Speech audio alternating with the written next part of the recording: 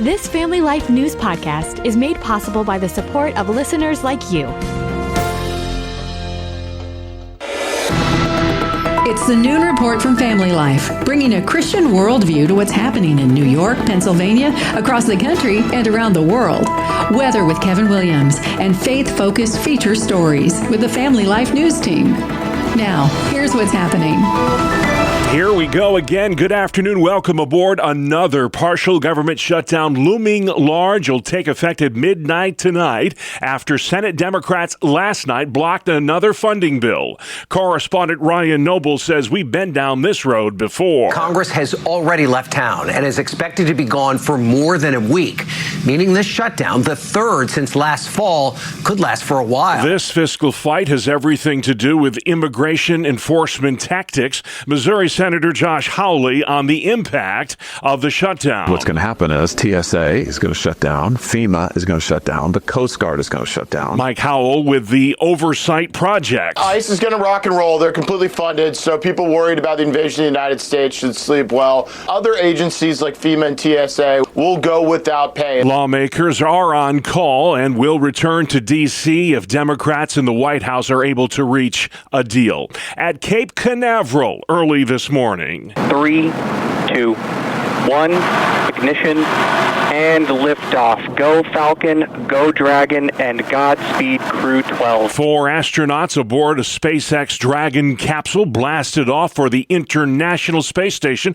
some 260 miles above the Earth. They're replacing the team that had to abandon their mission last month after one of the astronauts got sick. This new crew will be aboard the ISS for about 8 months. The search continues for Nancy Guthrie, missing for nearly 2 weeks now in Arizona. Black gloves found near her home are being analyzed by the FBI. Another glove was found yesterday in the home.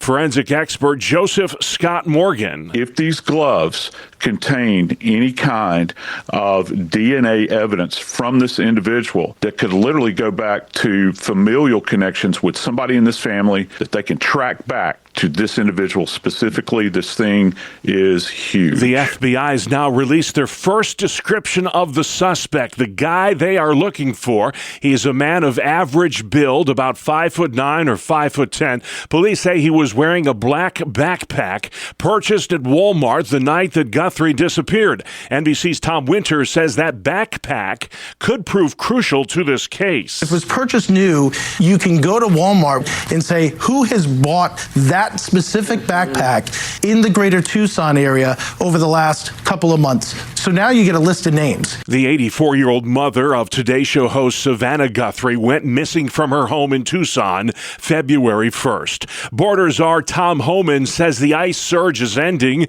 in Minneapolis. Reporter Brooke Taylor. The decision to end Operation Metro Surge was signed off by President Trump after Homan says they got unprecedented support from local and state officials and cooperation with jails who are willing to honor those ICE detainers. Homan took over operations in Minneapolis after the ICE-involved shooting deaths of 2 protesters last month. Minnesota Governor Tim Walz. The federal government needs to pay for what they broke here.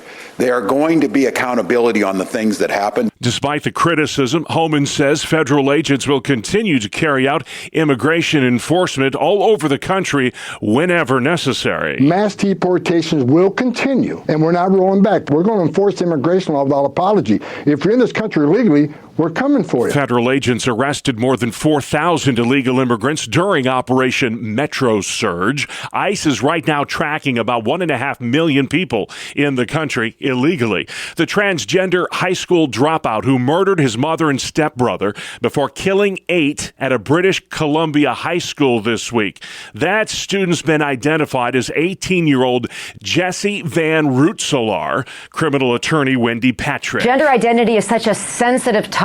It's linked with bullying, with teasing, but it's also relevant in a criminal investigation. So it's very relevant, and it's one of those things that is just hard to discuss. But as we've seen here, it may make a difference in a crime like this. Such a tragedy. Van Rootselaar was born a boy, but began identifying as a girl about 6 years ago. Youth culture expert Esther Clayton says the killer had a history of mental illness. Police epically failed this 18-year-old male who suffered from gender dysphoria. They had been at his house. They had apprehended the guns. They had detained him because of mental health issues. And I'm sure they're going to want to characterize this as another episode of gun violence and why they need stricter gun laws. But Canada has stricter gun laws than the United States. Van Rootselaar committed suicide after going on that murderous rampage. 25 others were wounded in the attack at that high school in the small mountain town of Tumbler Ridge. It is the greatest deregulation of the U.S. government ever. President Trump rolling back Obama-era greenhouse gas rules. Reporter Jeff Gilbert tells us how the auto industry is responding. An opportunity because car makers say they can better follow consumer demand, but they also don't want to go too far because they know future administrations could have a different view. Car makers have already adapted to weaker fuel economy rules and less support for electric vehicles. President Trump says repealing these greenhouse gas regulations will shave about $2,400 off the price of an automobile in this country.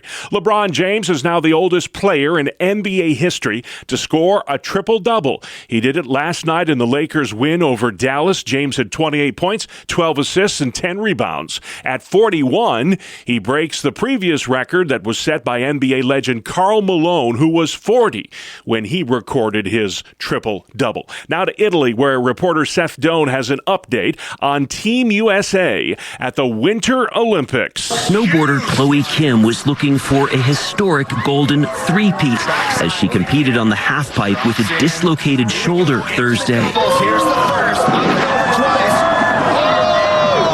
But a fall in her final run left the 25-year-old with a silver instead. On the ice, Team USA lashed Latvia in its Olympic opener with a 5-1 victory. We'll have more on the Winter Games with Randy coming up later in sports. Also ahead on today's Noon Report, discipline inequity in Buffalo, DMV closing for business, and boys basketball bounced at Warsaw High. Good afternoon. I'm Kevin Williams, calling for a little bit of snow tonight, but not a bad weekend overall. Forecast hotels are up in 10. All right, Kevin. We'll see you then. Let's check the stories making news across New York and Pennsylvania. Attention, New York motorists. DMV offices in all 67 counties are closing early today, and they will not reopen until the middle part of next week. There's a lot of changes happening very quickly. That's Monroe County Clerk Jamie Romeo. She says the Department of Motor Vehicles is shutting down until Wednesday for a system-wide technology upgrade. New York State DMV, unfortunately, is one of those agencies where the technology really was due for a change. The goal is to improve customer service by making the DMV more user-friendly. Again, your local DMV will be closing early today and reopening on Wednesday. Pennsylvania Governor Josh Shapiro is on the record opposed to voter ID. The first-term Democrat says legislation in Congress that requires proof of citizenship in order to vote is an attempt by Republicans, he says, to suppress the vote. Governor Shapiro is also opposed to any effort that would nationalize elections. The idea that we would turn over our elections to Donald Trump, given his track record of election denialism, the last person who should be running our elections in the United States is Donald Trump. Pennsylvania Republicans, meantime, have asked the U.S. Supreme Court to reverse a ruling on mail-in ballots. Last August, Pennsylvania's highest court said ballots with the wrong dates on them must still count in elections. Pennsylvania Congressman and cancer survivor Glenn G.T. Thompson is running for re-election. The 67-year-old currently serves as chairman of the House Agriculture Committee. He is the first Pennsylvanian to ever hold that post. Congressman Thompson has represented Pennsylvania's 15th congressional district since 2009. The New York Attorney General says students of color are suspended from school at a disproportionately higher rate than white students in the city of Buffalo.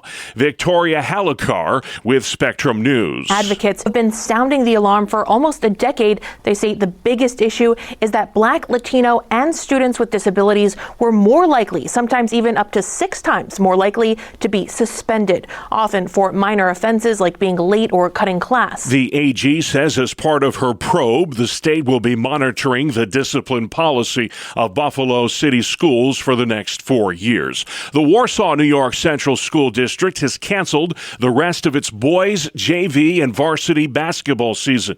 This decision was made because of an ongoing investigation involving several middle and high school students. The police are involved there in Warsaw, New York. 2 Pennsylvania state senators are aiming to reset the clock on deer season. Family Life's Brian Query. Republican Senator Gene Yaw and Democratic Senator Lisa Boscola say they plan to introduce legislation to return the start of firearms deer season to the first Monday after Thanksgiving.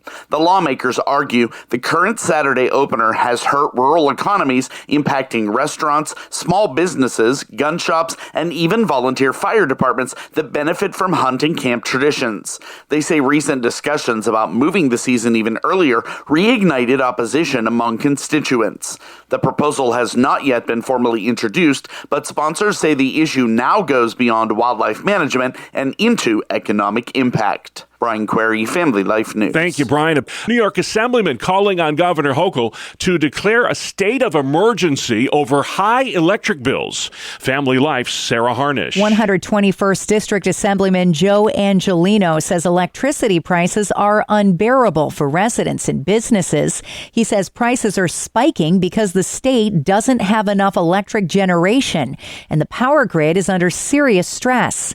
He says if the governor declares an energy emergency, it would allow immediate action to lower bills and speed up approval of construction of power plants.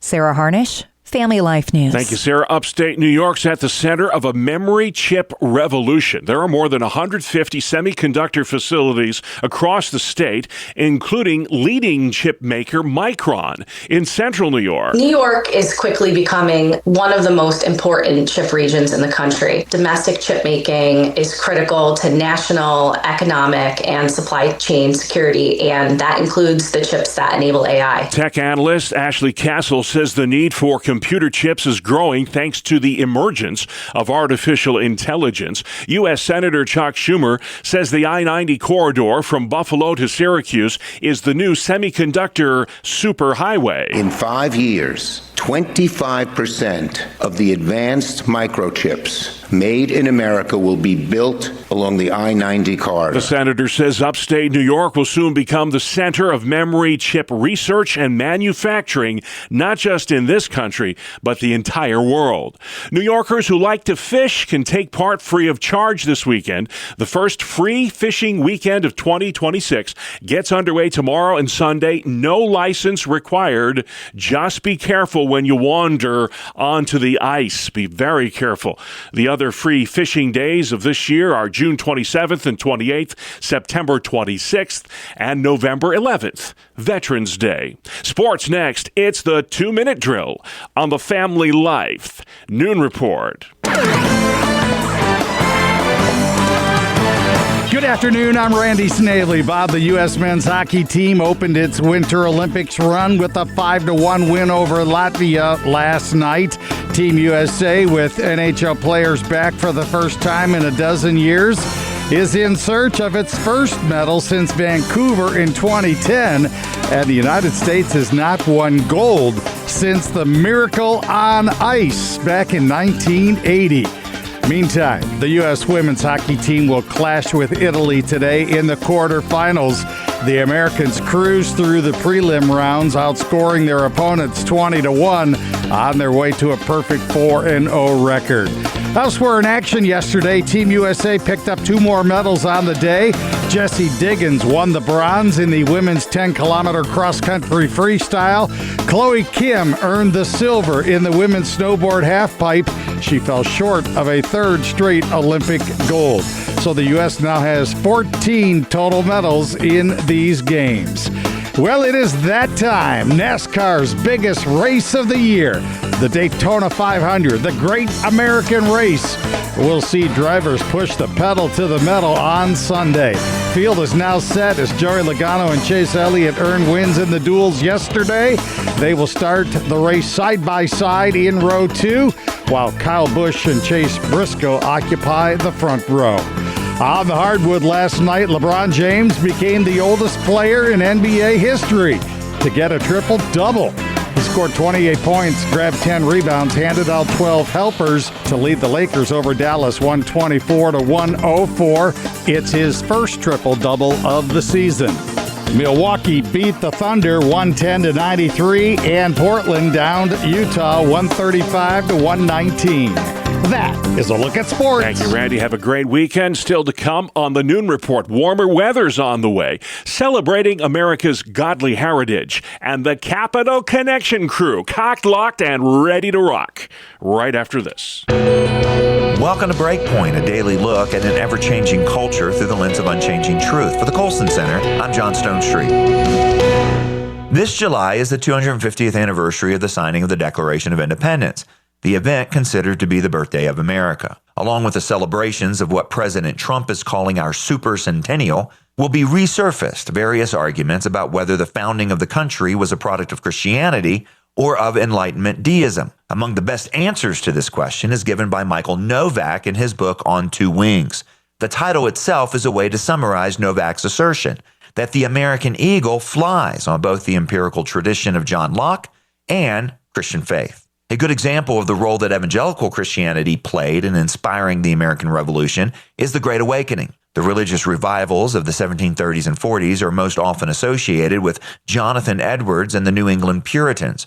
However, the awakening reached throughout the American colonies, especially through the work of itinerant preachers, most notably George Whitefield, a man who was greatly admired by Benjamin Franklin.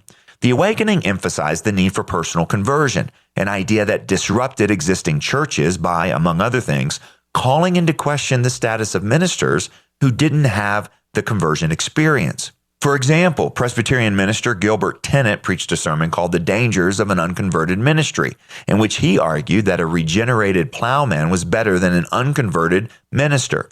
Tennent also argued that a pious, regenerate beggar was better than an unholy, unregenerate prince. In the hierarchical world of the 18th century, these ideas were revolutionary and helped shape a mindset that inspired the Founding Fathers. Most importantly, the awakening challenged existing authority structures in both the church and the state. If a regenerate layman is superior to an unregenerate bishop, then the ecclesiastical hierarchy is no guarantee of spiritual legitimacy. The same thinking was applied to the state. A king who is unregenerate and who ruled unjustly is no better than a beggar, and no more legitimate than the illegitimate bishop. These teachings on spiritual equality spilled over into ideals about social and political equality. As individuals were empowered to challenge elites, historical deference to the king eroded. Within the colonies, this led to the thinking that a republic was superior to a monarchy. The itinerant preachers of the awakening attracted huge crowds from across denominations throughout the colonies. This resulted in interconnected networks and a common sense of purpose among evangelical Protestants, and that became a core constituency for the Patriots in the Revolution. Their common experience contributed to an emerging sense of American identity, one that was distinct from England. The egalitarian ideas of the awakening were consistent with a republican form of government and the idea of the consent of the governed. That was an idea championed by John Locke, but whose ultimate source is God's covenant with Israel at Sinai. There, God asked the people 3 times if they agreed to his covenant. The awakening's promotion of individual responsibility and conscience aligned with another idea that was promoted by John Locke. The idea of limited government is consistent with Augustine's articulation of the doctrine of original sin and its implication that no one and no group should be trusted with absolute power. That idea passed from Augustine to Calvin and the Reformed tradition to the Puritans and then to the preachers of the Great Awakening. Without the cultural foundations that were laid by the Great Awakening, the Revolution would likely have lacked moral justification and certainly broad popular support. The Great Awakening is one of the many ways that Christianity influenced America's founding history and culture, and throughout this year, we'll examine other parts of the American story through this lens of a Christian worldview. For the Colson Center, I'm John Stonestreet. Thank you, John. Let's head outside. Kevin Williams. Here's your Family Life weather forecast. Our call for this afternoon, sun and clouds, high temps near 30. Clouds tonight with some light snow and flurries, low temps around 20. Tomorrow, clouds break with some sun in the 30s. And Sunday, some sun, high in the 30s, maybe a few flurries Sunday night, a little sun again, and moderate temperatures on Monday. All right, thank you, Kevin. It is Friday, folks, the 13th of February, and this is the Noon Report on Family Life.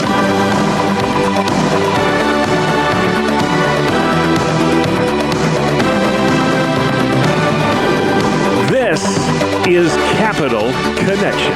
Fridays during the Noon Report, we give you direct connection to all that's happening in Albany and Harrisburg with the experts on the issues at the state capitals. They are Jason McGuire with New York Families and Michael Gear at the Pennsylvania Family Institute. Well, Jay, I'll start with you. Millions of New Yorkers all over the state are asking the question, who in the world is Bruce Blakeman? He was nominated this week to be the Republican challenger to Governor Hochul, trying to do what no Republican has been able to do in a quarter century, and that's win statewide office. How does he do it? If he can. Yeah, so Bruce Blakeman is the Nassau County executive, and it's going to be an uphill climb. It always is for any Republican, but there have been some false starts on this one. There was a little mix-up over the lieutenant governor pick, been some concerns upstate over how well he knows upstate and over some of the issues of concern to perhaps Second Amendment voters, to the pro-life community.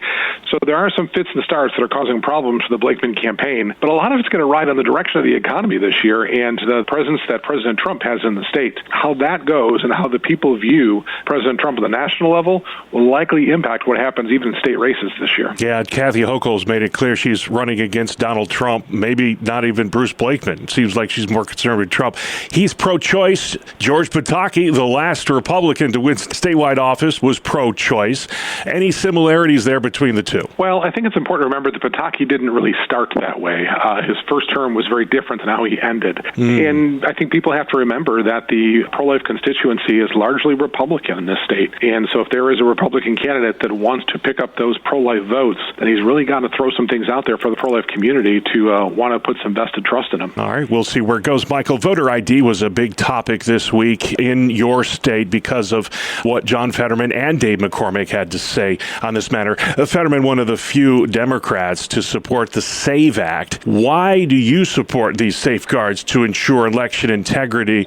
And do Democrats have a point when they argue that this would disenfranchise voters? Well, secure elections are really the bedrock of the republic, and the SAVE Act is requiring proof of citizenship, and Pennsylvania has faced real election issues with mail-in ballots and verification. So I think these safeguards prevent fraud and protect legitimate votes. We show ID for things like getting on airplanes, buying alcohol, or banking. Voting, I think our most important duty should be no exception. On the idea that voter ID disenfranchises voters, I don't think the evidence shows that that's the case. Actually, many studies where they have voter ID have shown that it either doesn't depress voting, but actually in some cases increases voting. And to suggest that minorities can't get IDs is patronizing. Millions of them do so daily. Yeah, and I know Congressman Thompson told me yesterday he thinks 60 to 70% of Americans support voter ID. So I don't know why it has to be such a divisive issue. Jason, there's some big news out of the Empire State. Will Barclay, longtime Assembly minority leader, I think he's held that post for about 5 years, stepping down, resigning from the New York State Legislature. He's been replaced by Long Island Republican Ed Raw. We don't know a lot about this guy. Who is Ed Raw? And if you would, talk a little bit about Bruce Blakeman's running mate, the sheriff of Madison County, Todd Hood. Was that a good pick? Yeah, first regarding Leader Barkley, he has served in that role for a number of years. We've had a great relationship with him, and I've appreciated his leadership. We have also worked with Assemblyman Ed Raw, now Leader Raw. He is a man that came over from the Assembly Ways and Means Committee, which is a powerful committee in our Assembly chamber, and so I think he brings some experience to that role, and he was unanimously elected by his conference, and so obviously there was some confidence in his ability to lead in that regard.